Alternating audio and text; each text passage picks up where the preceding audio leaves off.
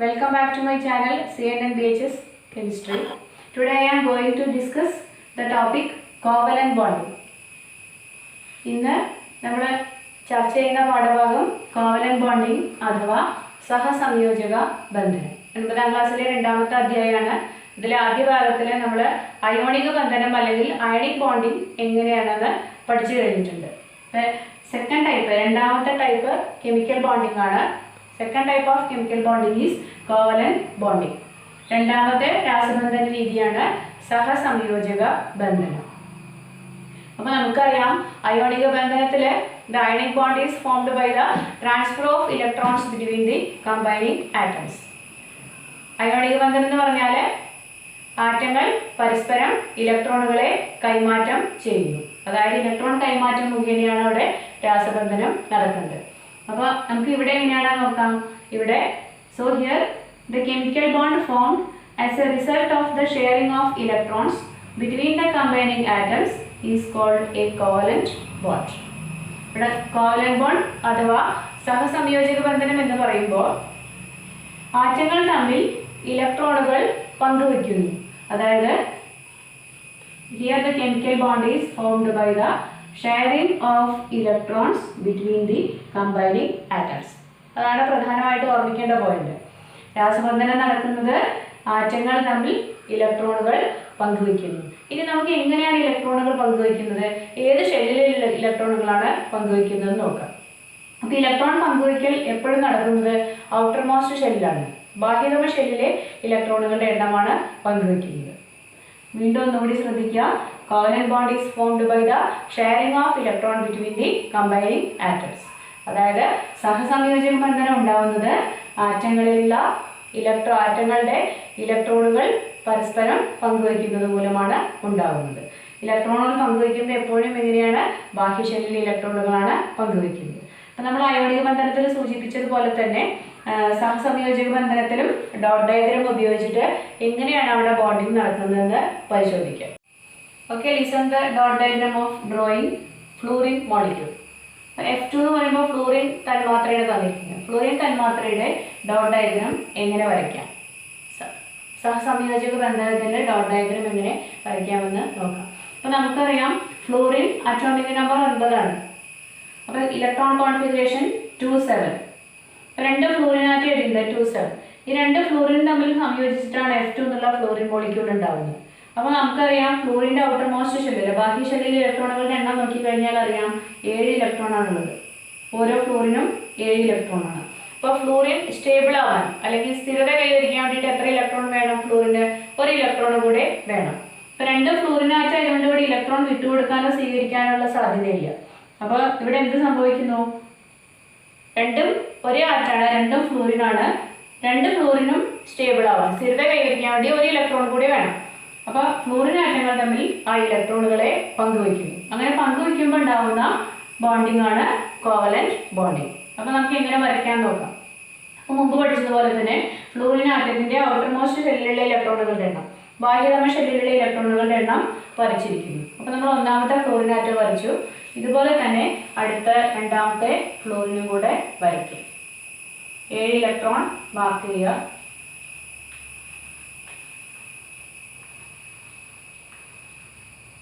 രണ്ടാമത്തെ ഫ്ലൂറിനും വരച്ചിരിക്കുന്നു.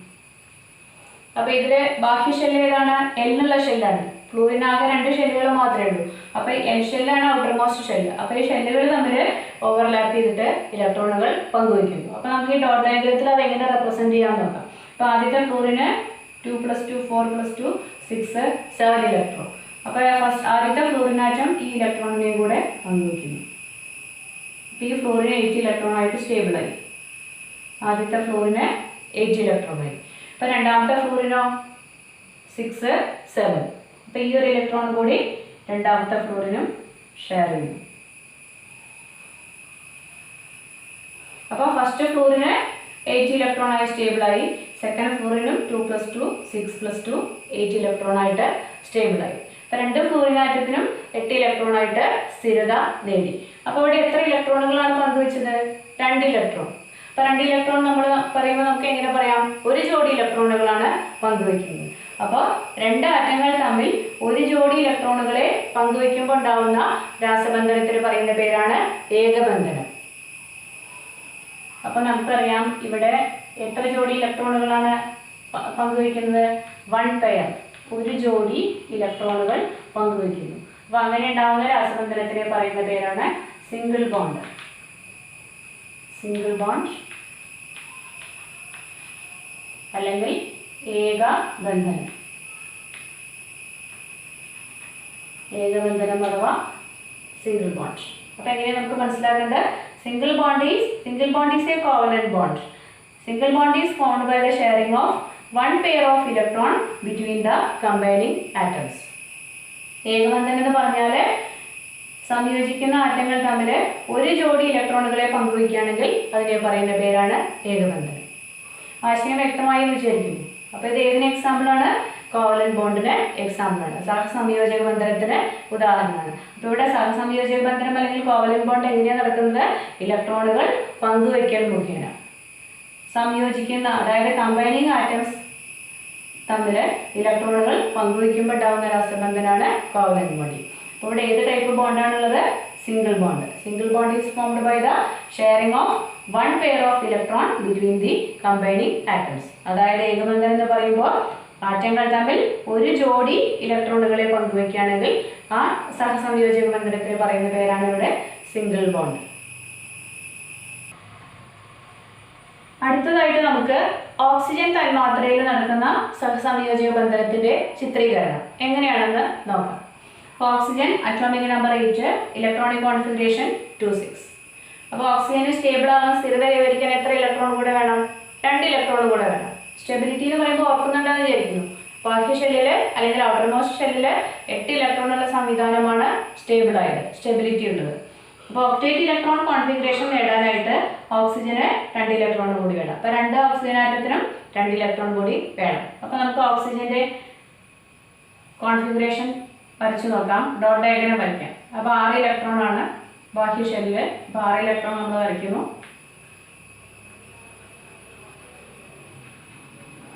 6 ഇലക്ട്രോൺ. അപ്പോൾ ഒരു ഓക്സിജൻ വരച്ചു. ഇനി രണ്ടാമത്തെ ഓക്സിജനും ഇതുപോലെ 6 ഇലക്ട്രോൺ.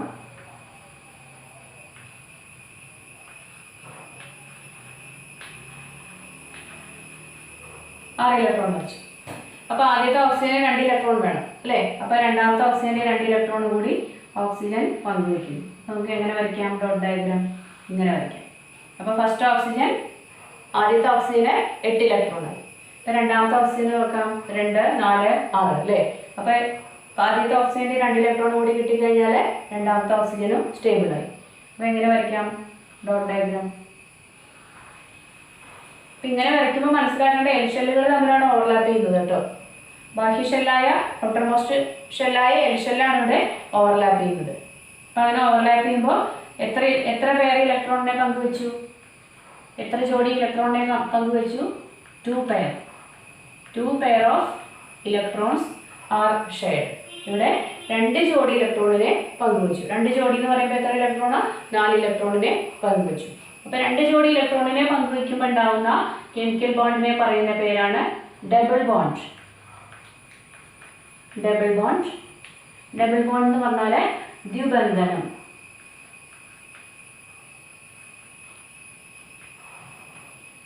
ദ്വിബന്ധനം. അപ്പോൾ ഓക്സിജൻ തന്മാത്രയിൽ 2 ജോഡി ഇലക്ട്രോണുകളെ പങ്കുവയ്ക്കുന്നു. അപ്പോൾ 2 ജോഡി ഇലക്ട്രോണുകളെ പങ്കുവയ്ക്കുമ്പോൾ ഉണ്ടാവുന്ന സഹസംയോജക ബന്ധനത്തിന് പറയുന്ന പേരാണ് ഇവിടെ എന്താണ്? ദ്വിബന്ധനം. അപ്പോൾ double bond is formed by the sharing of 2 pairs of electrons between the combining atoms.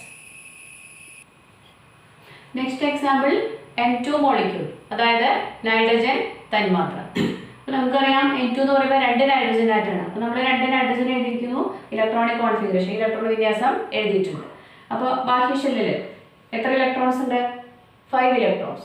So how many more electrons are needed to attain stability? ഇനി സ്റ്റേബിൾ ആവാൻ നൈട്രജൻ എത്ര ഇലക്ട്രോൺ കൂടി വേണം? 3 ഇലക്ട്രോൺ കൂടി വേണം അല്ലേ? ബാഹ്യ ഷെല്ലിൽ 8 ഇലക്ട്രോൺ ആവാൻ ഇനി 3 ഇലക്ട്രോൺ കൂടി വേണം. അപ്പോൾ നമുക്ക് ഡോട്ട് ഡയഗ്രാം എങ്ങനെ വരയ്ക്കാൻ നോക്കാം. 5 ഇലക്ട്രോൺ ആണ്. 5 ഇലക്ട്രോൺ നമ്മളിവിടെ മാർക്ക് ചെയ്യുക. ആദ്യത്തെ നൈട്രജൻ ആറ്റം 2 ഇലക്ട്രോൺ മാർക്ക് ചെയ്തു.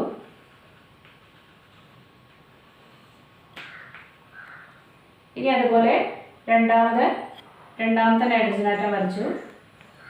നൈട്രജനും ഇതുപോലെ 5 ഇലക്ട്രോൺ, ബാഹ്യ ഷെല്ലിലുള്ള 5 ഇലക്ട്രോണിനെ മാർക്ക് ചെയ്തു. അപ്പോൾ നമുക്കറിയാം അല്ലേ, അപ്പോൾ നിങ്ങൾക്ക് മനസ്സിലായിട്ടുണ്ടാവുമെന്ന് വിചാരിക്കുന്നു. അപ്പോൾ എങ്ങനെ വരയ്ക്കാം? ആദ്യത്തെ nitrogen സ്റ്റേബിളായി, 5 + 3 8 electron.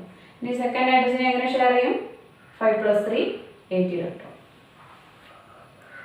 So here how many pair of electrons are shared between the combining two nitrogen atoms? 3 pair of electrons are shared.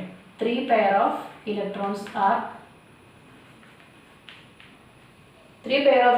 are shared between the two nitrogen atoms. So we can call it a triple bond. So here the bond is formed is called triple bond. Triple bond എന്ന് പറഞ്ഞാൽ ത്രിബന്ധനം. അപ്പോൾ nitrogen തന്മാത്രയിലുള്ള സഹസംയോജക ബന്ധനം ഏതാണ്? ത്രിബന്ധനം. ത്രിബന്ധനം എന്ന് പറയുമ്പോൾ എന്താണ്? Triple bond. ആറ്റങ്ങൾ തമ്മിൽ 3 ജോഡി ഇലക്ട്രോൺ പങ്കുവയ്ക്കുന്നു. അങ്ങനെയുള്ള കോവലന്റ് ബോണ്ടിനെ പറയുന്ന പേരാണ് ട്രിപ്പിൾ ബോണ്ട് അഥവാ ത്രിബന്ധനം. അപ്പോൾ നമുക്ക് ഇനി എക്സാമ്പിൾസ്, അപ്പോൾ കോവലന്റ് ബോണ്ടിങ് അല്ലെങ്കിൽ സഹസംയോജക ബന്ധനത്തിൻ്റെ എക്സാമ്പിൾസ് പഠിച്ചു. ഫ്ലോറിൻ വരച്ചു, ഓക്സിജൻ വരച്ചു, നൈട്രജൻ വരച്ചു അല്ലേ. അപ്പോൾ നമുക്ക് ഈ ബോണ്ട് ഫോം ചെയ്യുന്നതിൻ്റെ ഒരു വീഡിയോ കാണാം.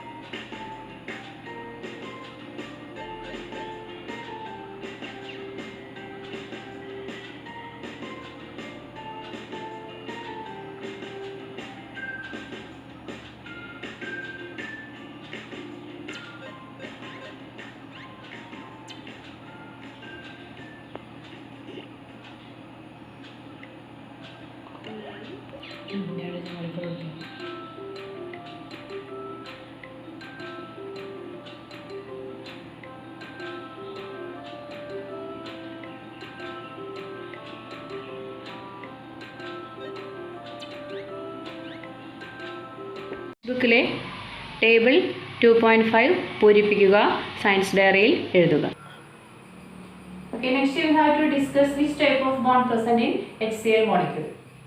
ഇനി നമുക്ക് നോക്കാനുള്ളത് HCl തന്മാത്ര, ഹൈഡ്രജൻ ക്ലോറൈഡ് തന്മാത്രയിലുള്ള ബോണ്ടിങ് രാസബന്ധനം ഏതാണ്? അയോണിക് ബന്ധനാണോ സഹസംയോജക ബന്ധനാണോ? അതായത് അയണിക് ബോണ്ടാണോ കോവലന്റ് ബോണ്ടാണോ? അപ്പോൾ നമുക്ക് നോക്കാം. ഇവിടെ കോൺഫിഗറേഷൻ എഴുതിയിട്ടുണ്ട്. ഹൈഡ്രജൻ 1 ഇലക്ട്രോൺ, ഇവിടെ ക്ലോറിൻ 7 ഇലക്ട്രോൺ അല്ലേ. അപ്പോൾ ഹൈഡ്രജന് ആകെ 1 ഇലക്ട്രോണേ ഉള്ളൂ. ക്ലോറിന് സ്റ്റേബിൾ ആണെങ്കിൽ എന്ത് വേണം? 1 ഇലക്ട്രോൺ കൂടി വേണം. അപ്പോൾ ഇവിടെ പോസിബിൾ സാധ്യമായിട്ടുള്ള ബോണ്ടിങ് ഏതാ വരിക? കോവലന്റ് ബോണ്ടിങ് ആണ്, സഹസംയോജക ബന്ധനം. അതായത് ഇവിടെ ഇലക്ട്രോണുകൾ എങ്ങനെ പങ്കുവയ്ക്കും. അപ്പോൾ നമ്മൾ മുമ്പ് ചെയ്ത എക്സാമ്പിളിൽ നിന്നുള്ള വ്യത്യാസം എന്താണ്? മുൻപത്തേക്ക് എങ്ങനെയാണ് മോളിക്യൂൾ ഫോം ചെയ്യുന്നത്? ഇപ്പോൾ ക്ലോറിൻ എഴുതി അല്ലേ, ക്ലോറിൻ F2 എന്ന് എഴുതി. F2 എന്ന് പറയുമ്പോൾ എന്താ? ഫ്ലോറിൻ, 2 ഫ്ലോറിൻ ആറ്റം തന്നെയാണ്. O2 എന്ന് എഴുതി, 2 ഓക്സിജൻ ആണ്. പിന്നെ N2 ചെയ്തു. N2 എന്ന് പറയുമ്പോൾ എന്താണ്? 2 നൈട്രജൻ ആണ് അല്ലേ. 2 സെയിം ടൈപ്പ് ഓഫ് ആറ്റംസ് ആയിരുന്നു, ഒരേപോലെയുള്ള ആറ്റങ്ങളായിരുന്നു. അപ്പോൾ ഇവിടെയോ ഈ മോളിക്യൂൾ എങ്ങനെയാണ്? ഒരേ ടൈപ്പ് അല്ല. HCl എന്ന് പറയുമ്പോൾ ഏതുണ്ട്? ഹൈഡ്രജൻ ഉണ്ട്, ക്ലോറിൻ ഉണ്ട് തന്മാത്രയിൽ. അപ്പോൾ ഇവിടുത്തെ ബോണ്ടിങ് എങ്ങനെയാണെന്ന് നോക്കാം. ഇനി HCl, അപ്പോൾ നമുക്കറിയാം ഡോട്ട് ഡയഗ്രാം വരയ്ക്കുമ്പോൾ ഹൈഡ്രജൻ വരയ്ക്കണം അല്ലേ. ഹൈഡ്രജൻ ആറ്റത്തിൻ്റെ ഔട്ടർമോസ്റ്റ് ഷെല്ലിൽ 1 ഇലക്ട്രോൺ, അപ്പോൾ ഡോട്ട് ഡയഗ്രാം വരയ്ക്കുകയാണ്. ക്ലോറിൻ 7 ഇലക്ട്രോൺ, ക്ലോറിൻ വരച്ചു. അപ്പോൾ ഹൈഡ്രജനും പ്ലസ് ക്ലോറിനുമായിട്ട് കമ്പൈൻ ചെയ്യുമ്പോൾ ഉണ്ടാകുന്ന മോളിക്യൂളാണ് HCl. അപ്പോൾ നമുക്ക് എങ്ങനെയാണ് ഫോർമേഷൻ, എങ്ങനെയാണ് സ്ഥിരത കൈവരിക്കുന്നത്? അപ്പോൾ ഹൈഡ്രജൻ 2 ഇലക്ട്രോൺ ആയിട്ട് സ്റ്റേബിൾ ആവും. 2 ഇലക്ട്രോൺ. ക്ലോറിൻ 2 + 6 7 8, ക്ലോറിനും 8 ഇലക്ട്രോൺ ആയിട്ട് സ്റ്റേബിൾ ആവും. അപ്പോൾ രണ്ടും ഹൈഡ്രജനും ക്ലോറിനും തമ്മിൽ എത്ര ജോഡി ഇലക്ട്രോണിനെ പങ്കുവയ്ക്കുന്നു? 1 ജോഡി ഇലക്ട്രോണിനെ പങ്കുവയ്ക്കുന്നു. അപ്പോൾ അതായത് ഇവിടെ ഫോം ചെയ്യുന്ന ബോണ്ട് ഏതാണ്? Single bond. ഫോം ചെയ്യുന്ന ബോണ്ടാണ് സിംഗിൾ ബോണ്ട്. അപ്പോൾ നമുക്ക് എങ്ങനെയാണ് സിംഗിൾ ബോണ്ട് റെപ്രസെൻറ്റ് ചെയ്യുക? സിംഗിൾ ബോണ്ട് എങ്ങനെ റെപ്രസെൻറ്റ് ചെയ്യാം? സിംഗിൾ ബോണ്ട് റെപ്രസെൻറ്റ് ചെയ്യാൻ ഒരു സിംഗിൾ ലൈൻ ഉപയോഗിക്കുന്നു, HCl സിംഗിൾ ബോണ്ട്. ഇനി നമ്മൾ മുമ്പ് പഠിച്ച ഫ്ലോറിൻ തന്മാത്ര, ഫ്ലോറിനിൽ എങ്ങനെ ബോണ്ട് റെപ്രസെൻറ്റ് ചെയ്യുക? ഒരു 1 പെയർ ഓഫ് ഇലക്ട്രോൺ ആണ് ഷെയർ ചെയ്യുന്നത്. അപ്പോൾ സിംഗിൾ ബോണ്ട് ഇങ്ങനെ റെപ്രസെൻറ്റ് ചെയ്യാം. പിന്നെ പഠിച്ച O2 എങ്ങനെയാണ് ബോണ്ട് റെപ്രസെൻറ്റ് ചെയ്യുക? ഓക്സിജനിൽ 2 പേർ ഇലക്ട്രോൺ ആണ് ഷെയർ ചെയ്യുന്നത്. അപ്പോൾ അതുകൊണ്ട് ബോണ്ട് എങ്ങനെ എഴുതാം? 2 ലൈൻ വരയ്ക്കാം. അപ്പോൾ ഫസ്റ്റ് ലൈൻ ഒരു സിംഗിൾ ബോണ്ട്, ഒരു ലൈൻ കൂടി വരച്ചപ്പോൾ എന്തായി? Double bond. ഇനി അതുപോലെ നൈട്രജനുള്ള ബോണ്ടിങ് എങ്ങനെയാണ്? നൈട്രജൻ എന്ന് പറയുമ്പോൾ N2 ആണെന്ന് മുമ്പ് പഠിച്ചു അല്ലേ. നൈട്രജനിൽ എത്ര പേർ ഇലക്ട്രോൺ ആണ് ഷെയർ ചെയ്ത്? 3 pair of electrons are shared. So here the bond formed is triple bond.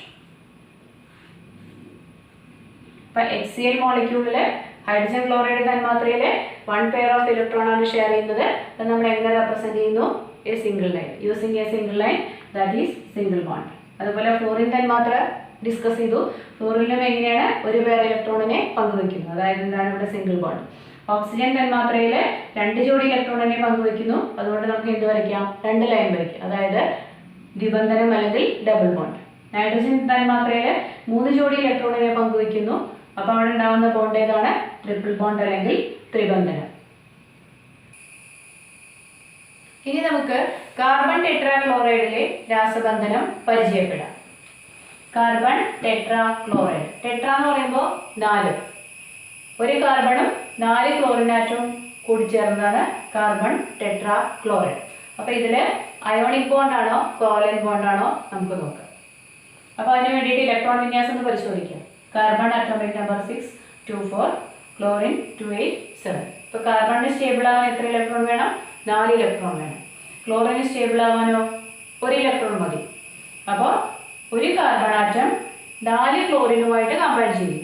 4 ക്ലോറിനുമായിട്ട് combine ചെയ്തിട്ട് ഇലക്ട്രോൺ ഷെയർ ചെയ്യുന്നു, ഇലക്ട്രോണുകളെ പങ്കുവയ്ക്കുന്നു. അപ്പോൾ നമുക്ക് ഏതിന് എക്സാമ്പിൾ ആണത്?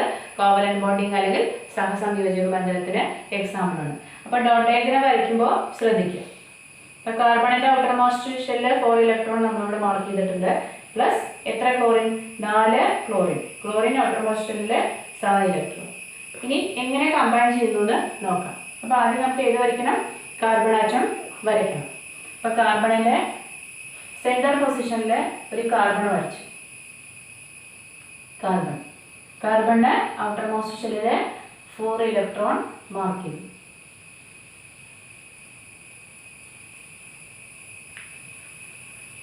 ഇലക്ട്രോൺ.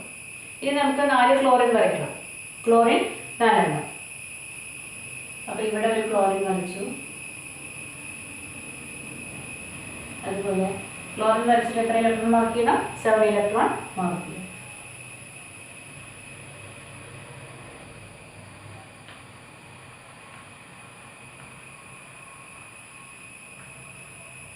First chlorine 7 electron. അപ്പോൾ അതുപോലെ നമ്മൾ ഇവിടെ ഒരു ക്ലോറിൻ വരച്ചു. ക്ലോറിന് 7 ഇലക്ട്രോൺ.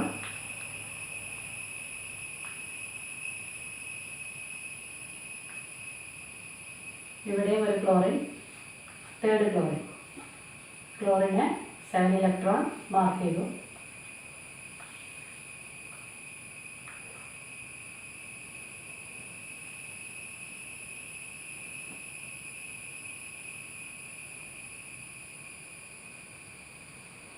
ഇനി നമുക്ക് 3 ക്ലോറിൻ മാർക്ക് ചെയ്തിട്ടുണ്ട്. നമുക്ക് 4ാമത്തെ ക്ലോറിൻ ഇവിടെ താഴെ വരയ്ക്കാം. ക്ലോറിൻ്റെ 7 ഇലക്ട്രോൺ.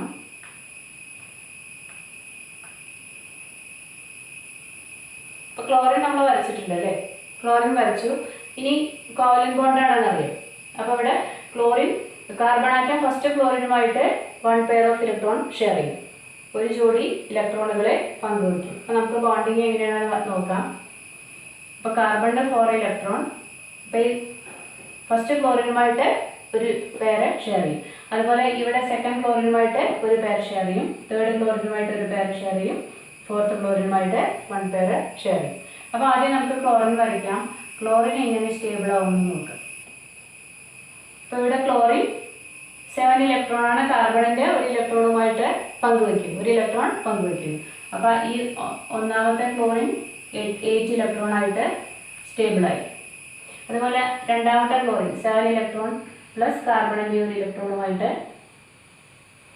പങ്കുവയ്ക്കും, സ്റ്റേബിളായി. അപ്പോൾ ഇവിടെ ക്ലോറിൻ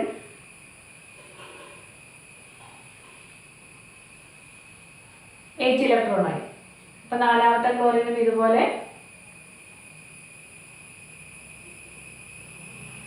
8 ഇലക്ട്രോണായി. അപ്പം ഇനി കാർബൺ എങ്ങനെ ഷെയർ ചെയ്യും? കാർബൺ ആറ്റം കാർബണിന് 4 ഇലക്ട്രോൺ ആണ് അല്ലേ? അപ്പോൾ ഒന്നാമത്തെ ക്ലോറിനുമായിട്ട് ഒരു ജോഡി ഇലക്ട്രോണിനെ പങ്കുവയ്ക്കുന്നു. അപ്പോൾ നമ്മളത് എങ്ങനെ വരച്ചുകൊണ്ട് ഒരു ജോഡി ഇലക്ട്രോണിനെ പങ്കുവയ്ക്കുന്നു. അപ്പോൾ കാർബണിന് 4 എന്നുള്ളത് എത്രയായി? 5 ഇലക്ട്രോൺ. പിന്നെ രണ്ടാമത്തെ ക്ലോറിനുമായിട്ട് അടുത്ത ജോഡി ഇലക്ട്രോണിനെ പങ്കുവയ്ക്കുന്നു. അപ്പോൾ എത്രയായി? കാർബണിന് 6 ആയി. പിന്നെ ഇവിടെ അടുത്ത ജോഡിയുമായിട്ട് ഇലക്ട്രോണിനെ പങ്കുവയ്ക്കുന്നു. പിന്നെ നാലാമത്തെ ക്ലോറിനും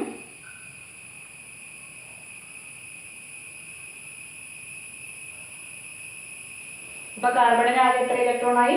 കാർബണിൻ്റെ ഔട്ടർമോസ്റ്റ് ഷെല്ലിലുള്ള 4 ഇലക്ട്രോൺ പ്ലസ് ഫസ്റ്റ് ക്ലോറിനുമായിട്ട് ഒരു ഇലക്ട്രോൺ ഒരു ജോഡി പങ്കുവയ്ക്കുന്നു. സെക്കൻഡ് ക്ലോറിനുമായിട്ട് ഒരു ജോഡി പങ്കുവയ്ക്കുന്നു. മൂന്നാമത്തെ ക്ലോറിനുമായിട്ട് ഒരു ജോഡി ഇലക്ട്രോണിനെ പങ്കുവയ്ക്കുന്നു. നാലാമത്തെ ക്ലോറിനുമായിട്ടും ഒരു ജോഡി ഇലക്ട്രോണിനെ പങ്കുവയ്ക്കുന്നു. അപ്പോൾ കാർബണിൻ്റെ 4 ഇലക്ട്രോൺ പ്ലസ് 5, 6, 7, 8 ഇലക്ട്രോണായിട്ട് കാർബണും സ്ഥിരത കൈവരിച്ചു. ഇവിടെ കാർബൺ ആറ്റം ഓരോ ക്ലോറിൻ ആറ്റവുമായിട്ട് ഒരു ജോഡി ഇലക്ട്രോണിനെ പങ്കുവയ്ക്കുന്നു. സോ ഹിയർ ഈ carbon share 1 pair of electron with each chlorine atom. ഓരോ ക്ലോറിനുമായിട്ട് ഒരു ജോഡി ഇലക്ട്രോണിനെ പങ്കുവയ്ക്കുന്നു. അപ്പോൾ നമുക്ക് ആ ബോണ്ട് ഇവിടെ എങ്ങനെ മാർക്ക് ചെയ്യാം? ബോണ്ട് സിംഗിൾ ബോണ്ടാണ് അല്ലേ? ഒരു ജോഡി പങ്കുവയ്ക്കുമ്പോൾ സിംഗിൾ ബോണ്ടാണ്. അപ്പോൾ നമ്മൾ കാർബൺ വരച്ചു. ഒന്നാമത്തെ ക്ലോറിനുമായിട്ട് ഒരു ജോഡി പങ്കുവയ്ക്കുമ്പോൾ ഒരു വര വരച്ചു, സിംഗിൾ ബോണ്ട്. ഇനി രണ്ടാമത്തെ ക്ലോറിനുമായിട്ട് ഒരു ജോഡി പങ്കുവയ്ക്കുമ്പോൾ സിംഗിൾ ബോണ്ട്. ഇനി ഇതുപോലെ മൂന്നാമത്തെ ക്ലോറിനുമായിട്ട് ഒരു ജോഡി പങ്കുവയ്ക്കുന്നു, നാലാമത്തെ ക്ലോറിനുമായിട്ട് ഒരു ജോഡി പങ്കുവയ്ക്കും. അപ്പോൾ കാർബൺ ആറ്റം 4 ക്ലോറിൻ. അപ്പോൾ നമുക്ക് എങ്ങനെ എഴുതാം? CCl4 carbon tetra chloride. അപ്പോൾ കാർബൺ ടെട്രാ ക്ലോറൈഡിലുള്ള കെമിക്കൽ ബോണ്ട് രാസബന്ധനം ഏതാണ്? കോവലന്റ് ബോണ്ടാണ്. അപ്പോൾ കാർബൺ ആറ്റം 4 ക്ലോറിനുമായിട്ട് ഓരോ ജോഡി ഇലക്ട്രോണുകളുടെ എണ്ണം പങ്കുവച്ച് സ്ഥിരത കൈവരിക്കും. അപ്പോൾ കാർബൺ ടെട്രാ ക്ലോറൈഡിലുള്ള രാസബന്ധനം ഏതാണ്? സഹസംയോജക ബന്ധനം. ഇന്നത്തെ ക്ലാസ് ഇവിടെ അവസാനിച്ചിരിക്കുന്നു.